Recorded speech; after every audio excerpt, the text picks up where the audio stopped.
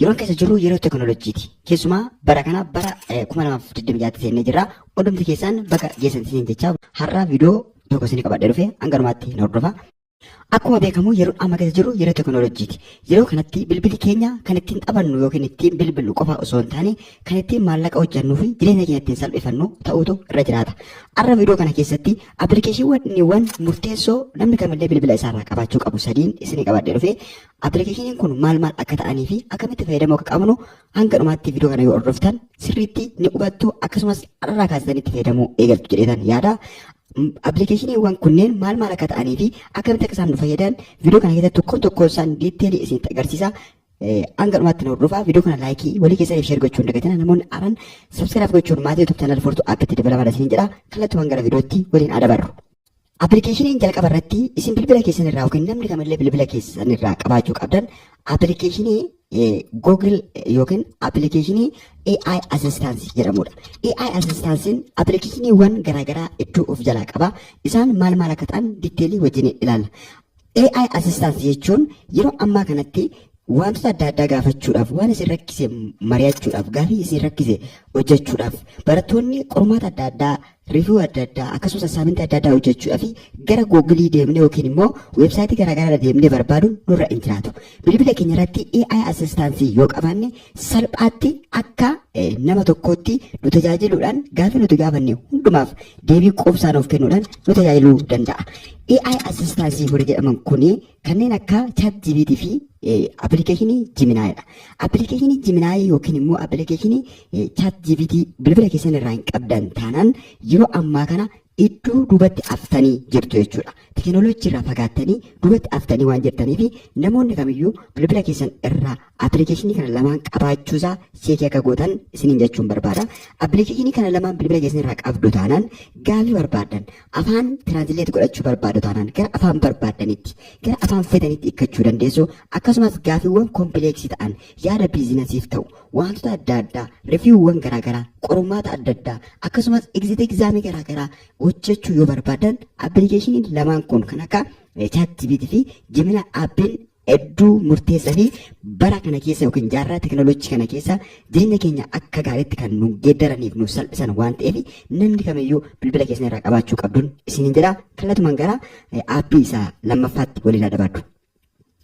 Appilikeeshiniin lammaffaan namni kamillee bilbila keessan irraa qabaachuu qabdan namni kamiyyuu bilbila keessan irraa qabaachuu qabdanii appilikeeshinii Notion jedhamudha. Aappiin Notioniin maal akka ta'e akkamitti akka fayyadamuu qabnu viidiyoo isaa isiniif hojjedheen jira jechuudha. Akkasumas kan Gemini fi kan ChatGPT viidiyoo isaa isiniif hojjedheen jira. Gara duubaa deebitanii ilaaluu dandeessu namoonni haaranii.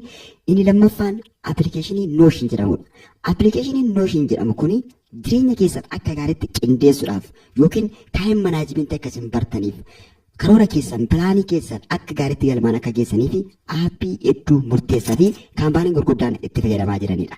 Kanaaf jaarraa kanatti yookiin yeroo teknooloojii kanatti namni kam illee bilbila isaarraa aappii Notionii hin qabu taanaan namni kun pilaanii nama hin qabne nama karoora hin qabne nama jireenya isaa akka gaariitti manaajii hin goone nama piroodaaktiif ta'uu isaa hin barbaanne fakkaatee argamaa jechuudha.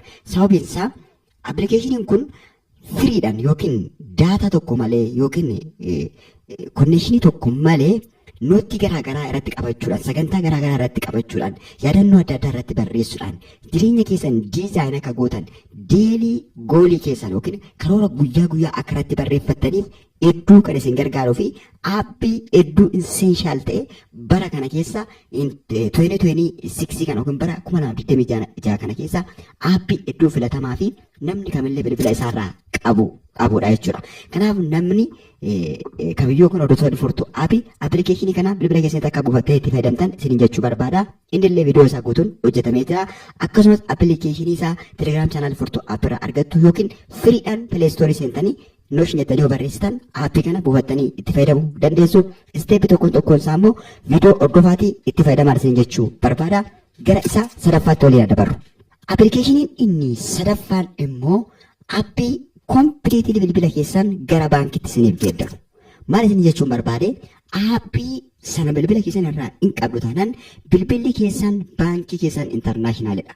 Kana jechuun akkuma koomershaal baankii, akkuma Oromiyaa baankii, akkuma Awaash baankii bilbilli keessan appilikeeshinii kana qofa ofirraa qabaachuu isaatiin baankii guddaa isin maallaqa itti qusattanii fi yoo barbaadan maallaqa irraa baafattan ittiin jireenya keessan gaggeeffattan isiniif ta'a jechuudha. Kanaaf aappii kanallee bilbila keessan irraa qabaachuu qabdu. Aappiin kun maal jettanii aappilee waaleetii intarnaashinaali ta'an bilbila keessan irraa qabaachuu qabdu. Namni dijitaal waaleetii warreen ta'an aappii waaleetii sakoordi ta'an bilbila keessan irraa qabaachuu qabdu. Aappiin waaleetiin kun maali jettu taananii kanneen akka baayinaansii, baayibiitii, OKX fi kanneen biroo hedduutu jira jechuudha. Kan akka intarnaashinaal waaleetii warreen ta'an. Kana jechuun onlaayinii irraa yeroo ammaa kanatti onlaayinii irraa maallaqa garaagaraa walitti qabanna taanaan haa xiqqatu haa guddatu maallaqa onlaayinii irraa dalagnu gara baankii keenyatti yookiin gara baankii akkaawuntii qabnuutti buufachuudhaaf yookiin baasnee ittiin waa bitachuudhaaf ittiin hojiirra oolfachuudhaaf waaleetiiwwan intarnaashinaali ta'an kun hedduu nu fayyadu jechuudha. Isaan kanneen akka baayinaansii, baayibiitii fi warreen biroo hedduutu jira jechuudha. Fakkeenya fan isinii fudhe. Garuu addumatti appilikeeshinii isin bilbila irraa qabaachuu qabdan aappii dijitaal waaleetii warreen ta'an kana jechuudha. Kan akka baayibiitii yookiin baayinaansii yookiin immoo peepaalii ta'uu danda'a, kanneen biroo ta'uu danda'a. Keessumaa baayibiitii fi baayinaansiin aappii hedduu barbaachisaadha biyya keenya Itoophiyaa keessatti hedduu isin fayyada. Viidiyoon isaa guutuun hojjetamee jira. Akkamitti akkasiin banattan, akkamitti akkasiin maallaqa ittiin gara baankii keessanitti ergatanii itti fayyadamtan ni jira. Dabalataanis koomii jala keessan barreessuu dandeessu. Aappilee kana gaafa banattanii sakuriitii koodii isaa namootaaf sheerii gochuun isinirra hin jiraatu. Koodii yookiin paaswaardii keessan seefii gootanii qabaachuu qabdu. Sababiin isaa baankii mataa keessanii isin bilbila keessan irraa qabdan waan ta'eef maallaqa achirratti waan kuufattaniif maallaqni keessan salphaatti akka isin jalaa hin bannee fi icciitii bilbila paaswaardii icciitii keessanii yookiin immoo paaswaardii keessan namootaaf sheerii gochuun gonkumaa isinirra hin jiraatu. Sammuu keessan keessatti qabachuu qabdu jechuudha. Yookiin waraqaatti barreeffatanii bakka sirrii kaawwachuutu isinirra jiraata malee bakka garaagaraatti maxxansuu yookiin ol kaa'uun isinirra hin jiraatu jechuudha. Sakkoordi gochuu qabdu. Kanaaf appilikeeshiniiwwan kun sadan aappii hedduu murteessaadha. Beezii warreen ta'edha jechuudha. Beezii warreen ta'e kan akka AI assistaansii gaafii adda addaa gaafachuuf hedduu nu fayyadu. Kan akka nooshinii fi aappileen biroo hedduu jiru. Isaan nootii adda addaa barreessuuf, iskeejuulii adda addaa barreessuuf, karoora keenya, pilaanii keenya akka gaariitti lafa kaawwachuuf ittiin jireenya keenya gaggeessuudhaaf nu fayyadu. Warreen dijitaal waaleetii ta'an immoo maallaqa onlaayinii irraa hojjanni gara baankii akkaawuntii keenyatti buufachuudhaaf ittiin maallaqa hojjechuudhaaf hedduu nu fayyadu. Warreen kana sadan qabdu taanaan isin nama teekinooloojii nama yeroo ammaati. Kana sadan ofirraa hin qabdan yookiin bilbila keessan irraa hin qabdan taanaan ammuma gara aappii kana deematii buufadhaa, gara telegiraam chaanaalii furtuu aappii dhaqaatii aappii sana salphaatti buufadhaa, itti fayyadamaa. Gaafii biraa qabdan immoo koomentii irratti barreessaa, yaada keessan naaf qoodaa.